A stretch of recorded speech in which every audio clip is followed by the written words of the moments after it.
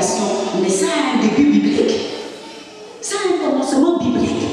C'est la parole de Dieu qui nous appelle à mettre le grain dans la terre, le faire mourir, et alors il se multipliera pour porter du fruit. C'est une réalité biblique de prendre soin, parce qu'en prenant soin, il y a différents fleuves qui vont jaillir du fleuve principal. Alléluia. Et irriguer les déserts pour pouvoir rendre fertile la terre qui était si aride et impropre à la culture. Alléluia. Alléluia. Les bergers prenaient donc soin. Nous sommes tous bergers de quelque chose sur cette terre. Parce que Dieu nous a donné des choses en gestion. Pour certains, elles peuvent sembler petites. Pour d'autres, elles sont grandes. Et pour d'autres, elles sont incommensurables. Et on se pose la question, Seigneur, pourrais-je réellement m'en occuper de la manière dont toi tu veux que je m'occupe? Mais Dieu dit, ne crains pas. Je suis avec toi. Je suis avec toi. Mais commence par les petites choses. Souvent, on va se dire, mais moi, j'ai un petit service. Je m'ennuie. Tu te trompes, tu ne t'ennuies pas. C'est le diable qui t'ennuie. Je te le déclare aujourd'hui, c'est le diable qui t'ennuie. C'est pas toi qui t'ennuie. Parce que tu verras que si tu commences un peu, alléluia, mais Dieu va te révéler des choses encore plus grandes. Il y a un mystère dans la puissance de l'Éternel. Il est Dieu créateur. Et il donne à chacun une puissance créatrice. Il donne à chacun une puissance créatrice. Alléluia. Tu commenceras par quelque chose de petit. Mais cette chose petite que tu vas entretenir va amener un agrandissement. Il y a des choses qui vont te venir en vision pendant ton sommeil, pendant que quelqu'un te parlera. Il y a quelque chose que tu vas capter qui va te permettre d'alimenter encore ton projet. Alors aujourd'hui, je prends juste un temps d'arrêt. Vous avez des calepins, vous avez des stylos. Quand vous dormez la nuit, quand quelque chose vous a traversé l'esprit, prenez un stylo, écrivez. Mettez surtout la date. Mettez la date. Pendant la journée, quand vous faites vos activités, qu'elles soient professionnelles, extra-professionnelles, quand quelque chose vous vient, que en apparence, cela n'a aucun rapport avec ce que vous êtes en train de faire, avec ce que vous êtes en train de vivre, notez-le. Notez-le, parce que cela va vous être utile pour quelque chose qui vous tient à cœur.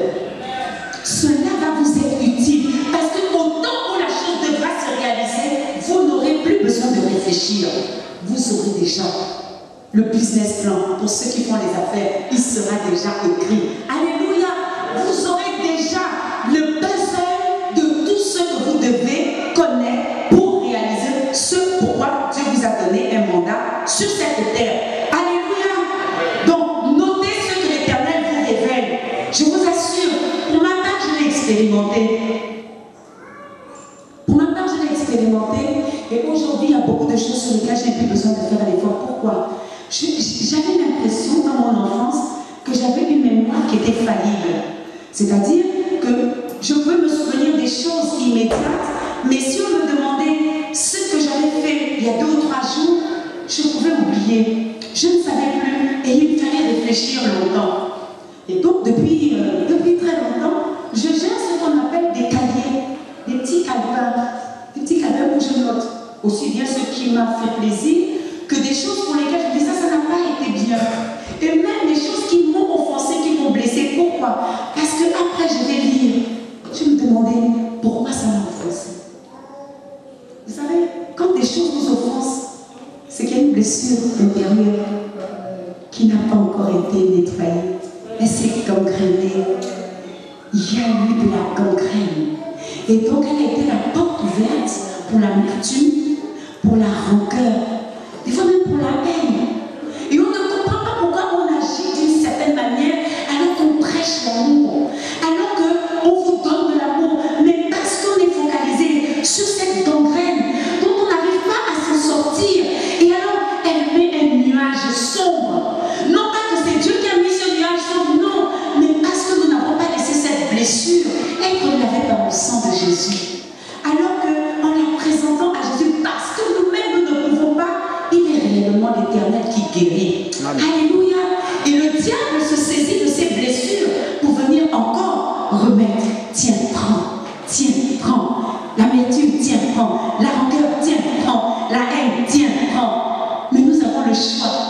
aujourd'hui, je t'annonce une bonne nouvelle de dire, Satan recule. Comme vous pouvez le dire, l'évangéliste Jean, Satan dehors. Nous avons ce pouvoir. Vous voyez aujourd'hui Jérémie, si Jérémie n'a pas faim, vous pourrez forcer le biberon, il fermera sa bouche. Ce n'est qu'un bébé, hein? Mais il mettra en mouvement sa mâchoire pour que rien ne puisse entrer. Si un bébé à qui on n'a pas encore enseigné la parole est capable de dire non, à plus forte raison un adulte à qui on dit voilà le péché c'est beau grand, ne dirait-il non? Ne dirait-il non? Nous avons le pouvoir de dire non. Et c'est pas un slogan, nous avons le pouvoir de le dire. Parce qu'au commencement était la parole. Ce n'est pas la parole qui commence, non, au commencement. Il y a eu un commencement. Il y a eu un commencement avec la parole. Il y a eu le commencement, je vois cette limite, c'est un commencement. Mais la parole était avant cette limite. Il y a eu une frontière entre la France, la Belgique, l'Allemagne. Mais au commencement, il n'y avait pas de frontière. Il y a eu une frontière entre les hommes des différentes nations. Au commencement, il n'y avait pas de division. Il y a eu des limitations dans la vie des hommes. Mais au commencement, Adam et Ève étaient puissants. À cause du péché, des limites sont venues. Des démarcations se sont positionnées. Et notre esprit a pris le relais en disant stop, impasse. Non, Dieu dit, il y a encore un chemin que je veux faire. Il y a encore un chemin que je veux frayer pour toi. C'est la bonne nouvelle que je te donne aujourd'hui. Il y a encore un chemin que je veux frayer pour toi, que Dieu te bénisse. Il y a encore un chemin. Ce n'est pas parce que tu as décrété que c'est impossible que c'est réellement impossible. C'est impossible au sens de ta compréhension. Mais j'ai une bonne nouvelle. L'Éternel, il peut tout. Et celui qui ouvre les écluses des cieux, non pas seulement pour toi, mais pour qu'au travers de d'autres personnes viennent au salut. Pour qu'au travers de ton sourire, des personnes soient restaurées et se relèvent. Pour qu'au travers de ton témoignage, des personnes se disent, je ne suis pas seulement un criminel, je suis la sentinelle de l'Éternel. Oui, l'Éternel va changer ton identité aujourd'hui. L'Éternel te dit, tu es un berger pour les brebis que je te donne. L'Éternel te dit que ce que tu avais perdu, ne crains plus, n'aie plus de tristesse. Les allées et les sauterelles l'avaient dilapidé, je te les restitue. À condition que tu sois mon serviteur, à condition que tu me sois fidèle, à condition que tu me fasses confiance, à condition que tu ouvres ton cœur, à condition que tu me laisses entrer, à condition que tu me laisses m'établir dans ta vie. Voilà ce que dit l'Éternel. La bonne nouvelle. Dans les hôpitaux, je peux partager cela avec le prophète vendredi. Nous avons un appel. Au fait, qu'est-ce que nous faisons sans même avoir conscience et que les autres nous disent, ah ça je ne peux pas faire. Il y a quelque chose. Il y a quelque chose. Et c'est parce que justement c'est un appel que nous n'avons pas conscience de peur que nous ne soyons orgueilleux. C'est pour cela que nous ne le voyons pas. Et ce sont les autres qui le témoignent. Ce sont les autres qui le témoignent. Et des fois nous nous disons, mais pourquoi il dit ça? Non, je ne crois pas. J'ai pas l'impression. Oui, c'est parce que c'est une grâce. C'est ça la différence entre le talent et le don. Le don est inné quand Dieu te l'a mis, tu n'étais pas encore là. C'est ça la révélation. Tu n'étais pas encore là. Tu n'étais même pas encore dans la conception. Mais Dieu t'a déjà positionné un don pour toi. Pour que d'autres personnes au travers de ce don soient alimentées. Mais tu n'en as pas conscience. Gloire soit rendue à l'Éternel. Parce que c'est d'autres personnes qui doivent se nourrir de ce don. C'est d'autres personnes qui doivent cueillir les fruits de ce don en toi. Le talent, c'est ce que toi tu aiguises. Le talent, c'est ce que tu affines par rapport à tout ce que tu as pu recevoir pendant ton instruction, ou parce que tu as regardé d'autres personnes et que tu as vu que c'était beau ce qu'elles faisaient. Ça a témoigné en leur faveur dans ton cœur. Et tu t'es dit, j'aimerais faire comme telle personne. Je trouve que ce qu'elle fait est bien. Mais cette personne n'est jamais venue te voir pour te dire, fais comme moi. C'est ton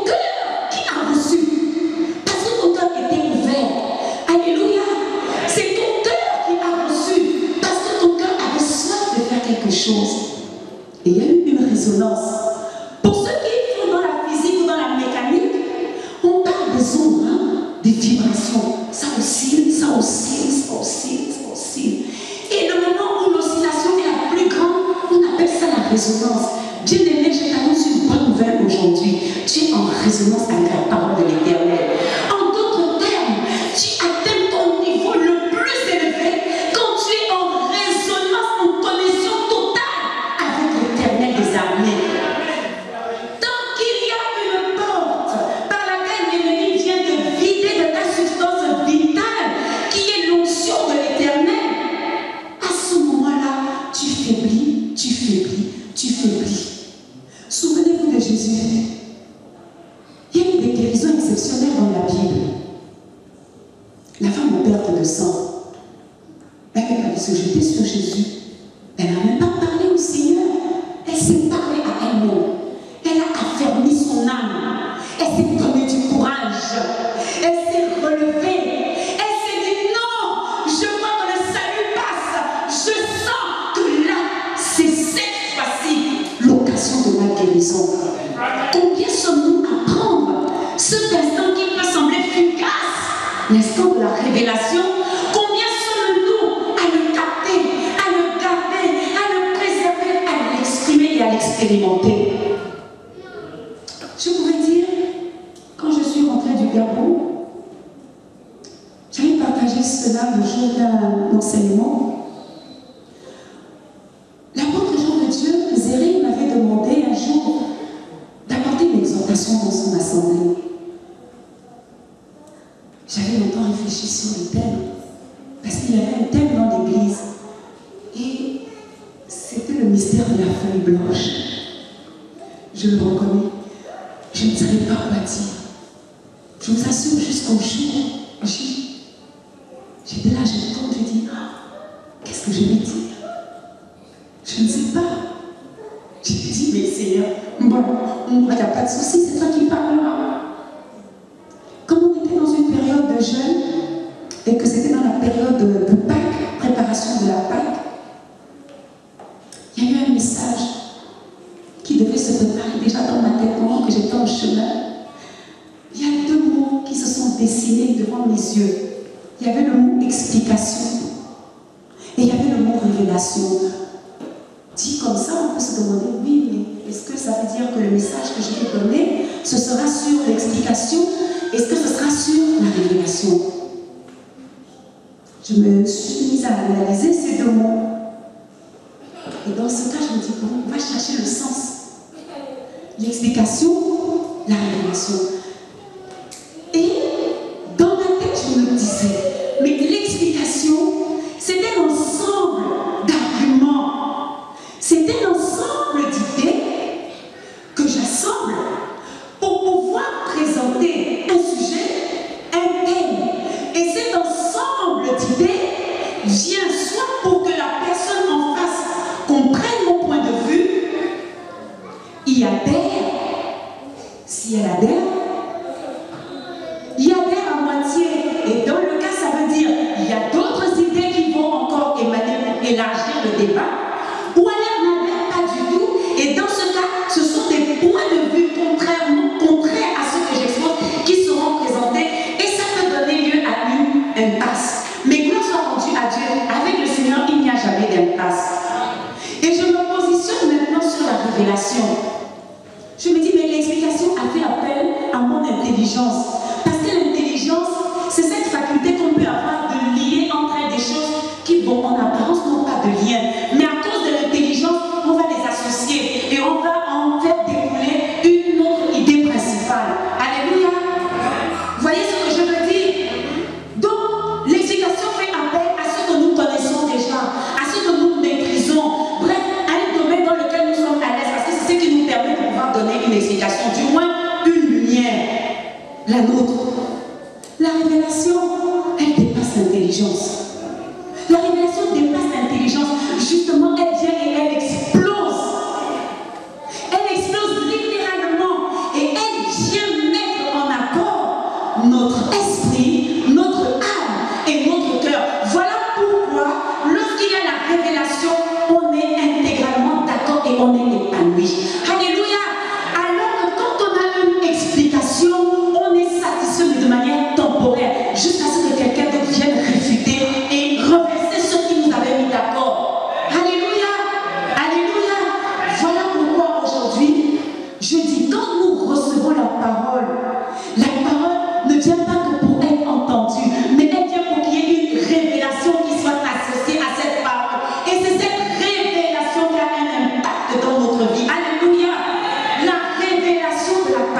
de Dieu. C'est elle qui va faire que celui qui était boiteux se met à marcher parce qu'il se sera levé. Alléluia. Alléluia.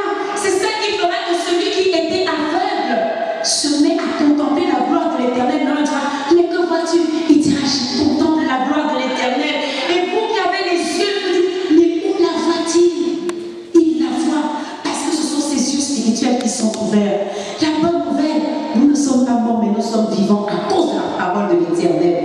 Alléluia. Donc je disais, la parole, quand nous la recevons, nous la comprenons. Parce que Dieu n'est pas un Dieu de confusion. Dieu est un Dieu de révélation. À chacun d'entre nous est le témoignage de ce en quoi Dieu s'est révélé dans notre vie. Nous avons tous un début, un commencement. Il y a eu une révélation. Dieu s'est révélé. Et quand nous adorons Dieu, quel est le nom avec lequel nous l'adorons? Quel est ce nom de la révélation? Ma soeur, si toi tu avais été malade au moment où tu as connu Dieu, Dieu s'est révélé à toi comme étant l'Éternel qui guérit. Tu ne pourras jamais t'habiller. Lorsque j'étais la femme aux pertes de sang, je souffrais de fibrome. J'étais allée voir des gynécologues parce que c'était un mal qui m'avait vidé de mon sang et donc j'avais vraiment des arthroses. Je partais en mission, je pouvais faire des crises et cela donc se ressentait dans mon travail. Et lorsqu'on m'a fait des examens au bout d'un certain nombre d'années, on a réalisé effectivement qu'il y avait des fibromes positionnés qui pompaient ma vie, le sang qui pompait ma vie. Et voilà pourquoi j'étais malade, parce qu'il y avait à l'intérieur de moi quelque chose qui aspirait ma vie. Et il fallait donc enlever cela. J'ai vu des gynécologues. La première que j'ai rencontrée, elle m'a reçue, elle était froide. Je vous assure, vous entrez dans un bureau, vous sentez que là, il y a la mort. On n'a pas besoin de vous le dire. Déjà, vous sentez que dans votre dos, il y a un fluide glacial. Elle me reçoit, je m'assois. Je lui expose, elle sort mon dossier. Elle me dit, tranquillement, madame, on fait l'ablation de l'utérus. D'ailleurs, vous êtes suffisamment âgée, vous ne ferez plus d'enfants. Qui va dire Amen? Je ne peux pas dire Amen. Elle ne m'a pas décrit comme moi je m'étais vue. Mais non, je la regarde. Je lui dis, madame, docteur, excusez-moi, mais mon créateur, quand il m'a dessiné, créature merveilleuse, il m'a dessiné avec un utérus. Quand je mourrai, je me présenterai devant mon sauveur, devant mon créateur avec mon utérus. Maintenant, j'ai une bonne nouvelle pour vous. Madame, Dieu vous a donné l'intelligence pour être ce que vous êtes aujourd'hui, c'est-à-dire gynécologue, c'est-à-dire quelqu'un qui vient pour traiter le mal féminin. Mais vous n'êtes pas là pour charcuter, mais en contraire pour prendre soin avec votre bistouri de gratter le fibrome et de permettre à l'utérus de revenir à sa position initiale, c'est-à-dire dos. Madame, ne vous laissez pas tenter à donner la mort. Mais pour faire ça, il fallait que j'ai reçu la bonne nouvelle. Sinon, je pouvais simplement être dans un état désespéré. Et que c'est fini. C'est fini. Non, ce n'est jamais fini. Si quelqu'un t'annonce quelque chose qui n'est pas favorable, balance la parole de Dieu. Balance la parole de Dieu. La parole de Dieu te changera de te donner raison. Balance la parole de Dieu. Tu n'as aucun effort à faire, mais Dieu te dit, envoie ma parole et ma parole agira. Ma parole agira pour toi. Si tu ne sais pas quoi dire pour te défendre, balance ma parole. Si tu ne sais pas quoi dire devant celui qui t'accuse, balance ma parole. Parce que je suis l'Éternel qui te justifie. Parce que je suis le pilier de ta vie. Parce que je suis ton Père et que je t'aime. Et que je t'aime. Et que je t'aime. Tu ne mourras pas. Tu ne mourras pas. Tu ne mourras pas. Mais tu proclameras la bonté de l'Éternel. Tu proclameras la bonté de l'Éternel. Nous avons un Dieu puissant. Nous avons un Dieu victorieux. Nous avons un Dieu puissant. Nous avons un Dieu victorieux. Alléluia. Alléluia. Et lorsque j'ai regardé cette table qui était remplie de sa superbe, au moment où je suis rentrée, oui, elle avait la connaissance, mais moi j'avais la pathologie. Mais lorsque la situation s'est inversée, je vous assure qu'il y aura des gens qui applaudissaient dans ce bureau.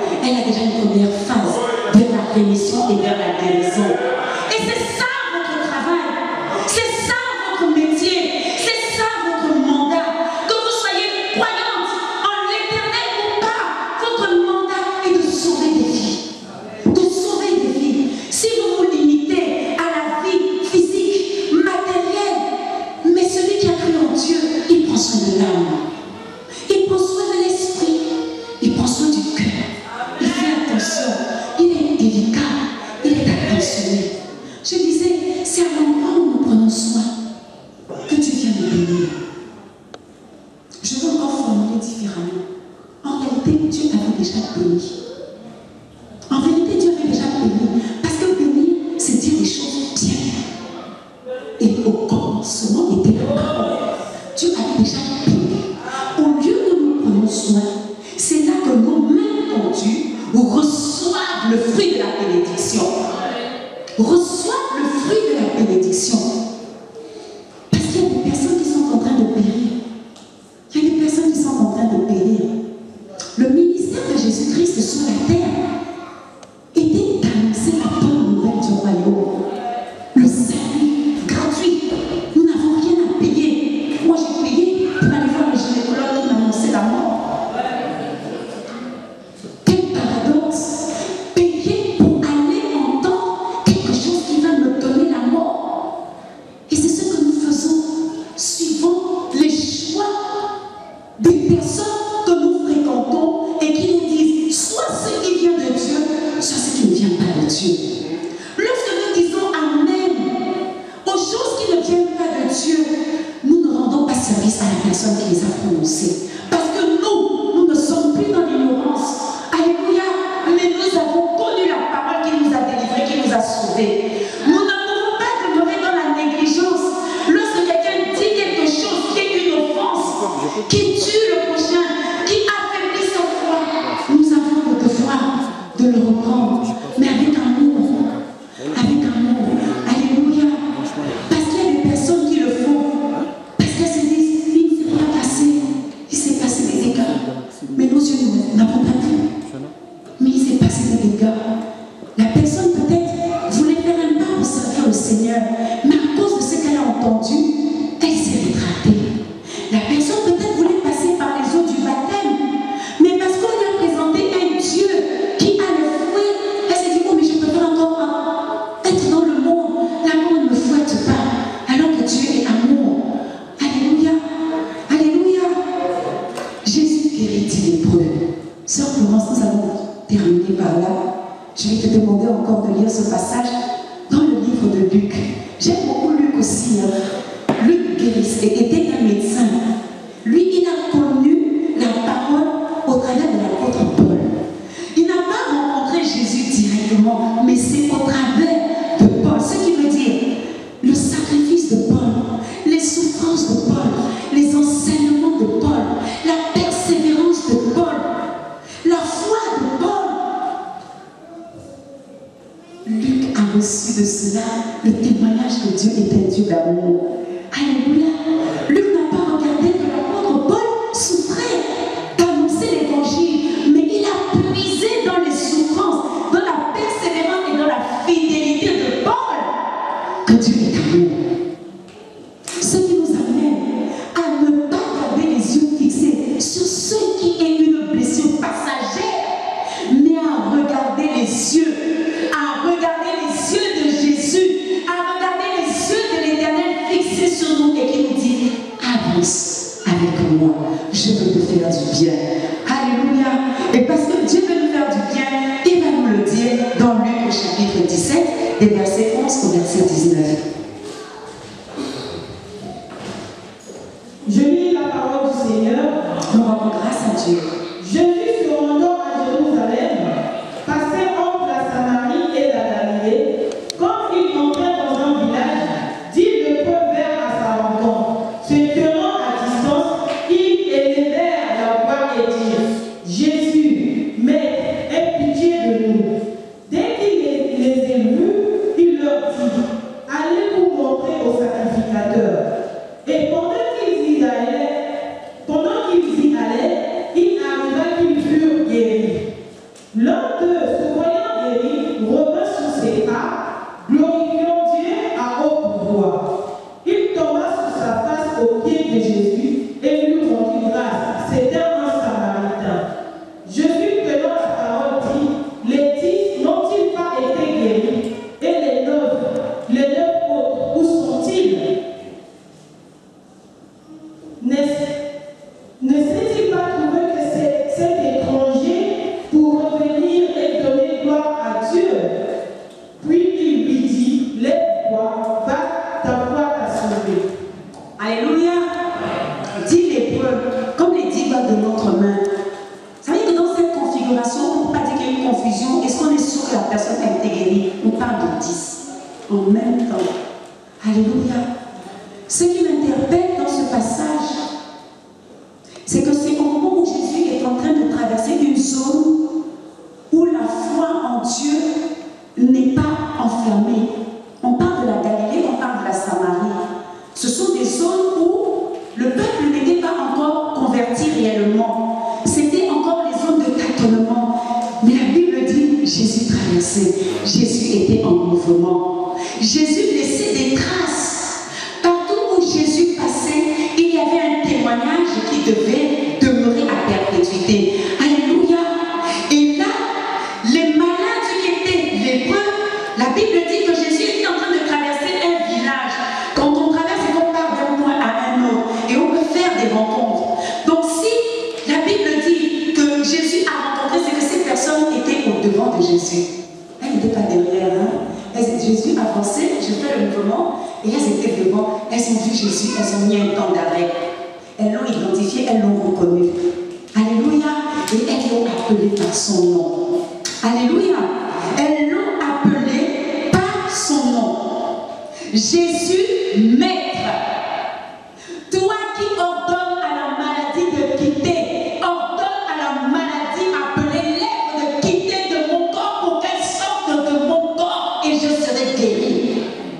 Voilà le geste déterminé, comme s'est dit lépreux. Un geste décisif qui montre réellement qu'ils ont confiance que si je t'appelle maître, tu vas faire quelque chose. Il y a la dimension de respect, mais il y a la reconnaissance du pouvoir, de l'autorité de la personne que l'on appelle. Alléluia. La Bible ne dit pas que Jésus est venu imposer les mains. Il leur a dit quoi? Allez. Bien aimé, vous êtes malade, vous allez voir le médecin. Vous venez pour un traitement, mais avant le traitement, vous venez pour un diagnostic. Le médecin ne vous ausculte même pas, mais il vous dit allez. Je crois que la première pensée que vous allez avoir, moi inclus, il n'est pas compétent. Ou bien je me trompe, il n'est pas compétent. J'ai intérêt à aller voir quelqu'un d'autre. Il ne m'a pas examiné. Il n'a pas diagnostiqué. Quelle va être la posologie qu'on devra m'administrer? Il n'a pas regardé mon poids. Il n'a pas identifié mes antécédents. Il n'a pas regardé mon dossier médical. Mais il me dit, allez. Il me dit, allez. Le miracle de Dieu est dans des choses extraordinaires que l'homme ne pouvait même pas imaginer. Parce que lorsque Israël était sorti de la captivité en Égypte, derrière, il y avait l'armée de Pharaon. Devant, il y avait la mer. En d'autres termes, que ce soit en arrière comme en avant, c'était la mort. C'était fini. Mais la verticalité de Dieu a permis que le miracle s'opère. Nous travaillons dans ce qui est horizontal sur cette terre. Mais le miracle de Dieu a une dimension verticale qui va permettre que les eaux se séparent et que le peuple traverse à sec. Et que le peuple traverse à sec. La Bible ne dit pas qu'ils ont eu la boue aux pieds. La Bible dit qu'ils ont traversé à sec.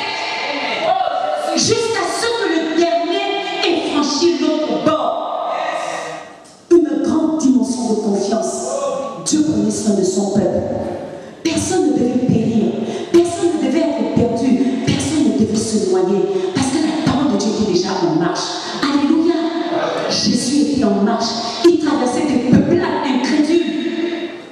Mais dans son passage, quelque chose devait se réaliser. Quelque chose devait être accompli. Jésus n'avait pas une apparence sensationnelle.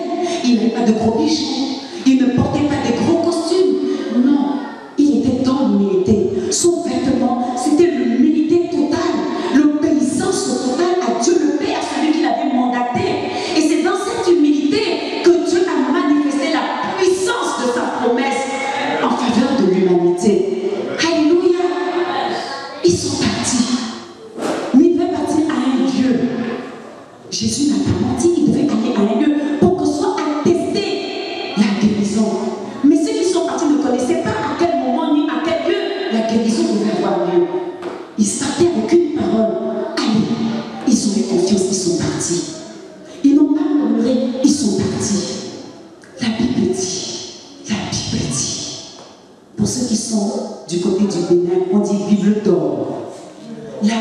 le dit. En chemin. En chemin. Bien-aimés, nous avons tous un en chemin. Nous avons tous un en chemin. Où Dieu va venir nous rencontrer pour nous délivrer des chaînes qui nous avaient maintenus prisonniers, qui nous avaient empêchés de glorifier son nom, pour enlever toutes les ornières qui nous avaient empêchés de contempler qu'il est l'Éternel qui nous sauve, qu'il est l'Éternel qui nous relève, qu'il est l'Éternel qui nous restaure, qu'il est l'Éternel qui prend soin de nous, parce que nous avons du poids. Bien-aimé, tu ne peux pas relever quelque chose qui n'a pas du poids, qui soit thaïlandais, qui soit vietnamien, qui soit laotien. Il est ton prochain si tu t'approches de lui. Il est ton prochain si tu t'approches de lui. Tu pourras donner tous les arguments, je parle pas sa langue. Le langage de l'amour, c'est un langage, je m'approche de lui. Le langage de l'amour, c'est un langage, je m'approche de toi. Alléluia, alléluia. Et si tu demandes à l'Éternel de te donner la capacité de parler même avec des gestes, Dieu te donnera. Dieu te donnera, parce que Dieu est fidèle. Dieu utilise tous les moyens possibles pour qu'au travers de tes mains, au travers de tes yeux, au travers de ta bouche, au travers de tes gestes, il y ait des personnes qui soient sauvées, il y ait des personnes qui soient délivrées, il y ait des personnes qui soient consolées, il y ait des personnes qui soient relevées, parce que nous avons un poids. On ne relève pas une plume. On ne relève pas une plume. On relève quelque chose qui a du poids. Frère et sœur,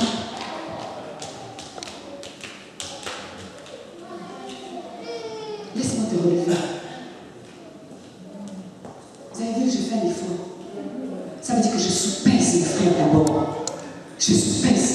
J'adapte maintenant ma force. Je continue. Je suis patiente. Je suis persévérante. Je continue. Il se lève. Frère, ne t'inquiète de rien. Dieu t'aime. La mission de l'Église, c'est de le faire. Nous ne pouvons pas réagir si nous n'avons pas conscience du poids. Nous pouvons faire une fausse manipulation et rendre quelqu'un infirme. Or, le rôle de l'Église n'est pas de rendre infirme, bien au contraire. Dieu nous a mandatés pour relever, pour guérir, pour restaurer, pour apporter un message, pas le nôtre, la parole de Dieu, la parole qui donne la vie, la parole qui donne la vie, la parole qui sauve. Bien-aimé, la parole qui sauve, la bonne nouvelle que je suis venue te donner aujourd'hui. Crois en Jésus, Jésus t'aime. La bonne nouvelle que je suis venue te donner aujourd'hui, le diable a menti s'il t'a dit que tu ne vaux plus rien. Donc je ne vaux plus rien, je ne vaux plus rien pour le monde éternel, mais je vaux tout pour Dieu. Alléluia, levons-nous dans la présence de l'Éternel. Je bénis encore le Seigneur, notre Dieu, parce qu'il nous aime. Je pouvais avoir entendu le message, j'ai une bonne nouvelle à t'annoncer. La bonne nouvelle, c'est que Dieu t'aime. Sans le savoir, dans le cantique que j'ai chanté, c'était un cantique prophétique. Parce que Dieu nous aime. Tu étais boiteux, Dieu te fait marcher. Ne regarde pas ton infirmité, parce que même un boiteux est capable d'évangéliser et de dire que Dieu l'aime. Même un aveugle est capable de dire Dieu t'aime et que celui qui a les yeux voit, reçoit et est délivré. Alléluia. Même celui qui se pensait incapable, rien que parce qu'un bébé aura dit non, je ne veux pas manger, il comprendra que lui aussi, il a la capacité de dire non au diable quand le diable vient pour le détruire. Ma prière est que ce que je n'ai pas pu donner, l'Esprit Saint vous l'accorde.